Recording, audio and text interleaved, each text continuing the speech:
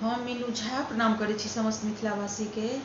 एकटा आइ हम कोहबर गीत लऽ के उपस्थित छी। आशा करै छी अहाँ सबके नीक लागत। धन्यवाद। जय मिथिला, जय मैथिली। पटना शहर के छोटी मोटी गलिया, ताहे में साजल बाजार है।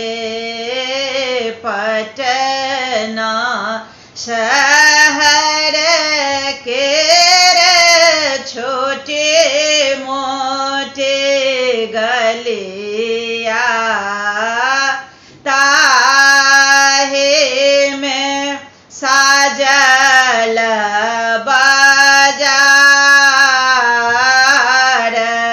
है।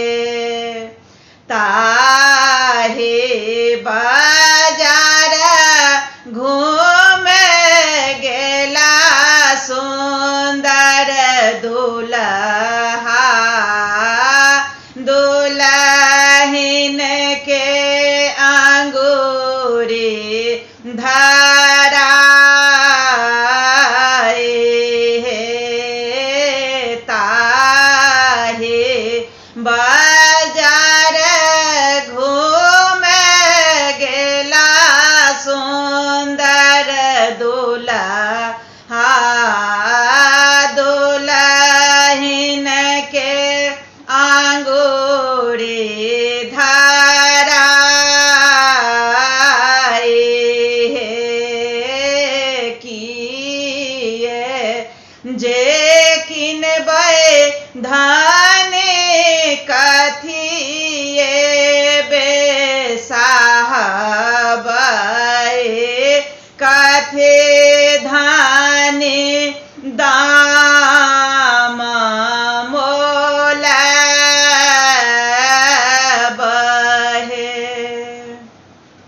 सारे हम किनबै प्रभु लहठी बेसाहबै, सिंदूर के दाम मोलबै।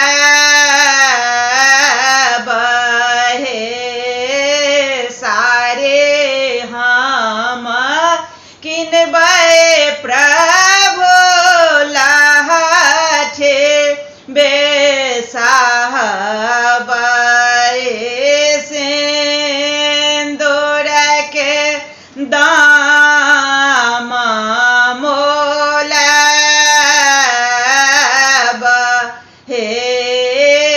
पहिरे ओढ़े सुहावे चले भेले अंगना, चकमक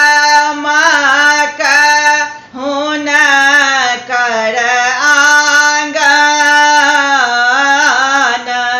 हे।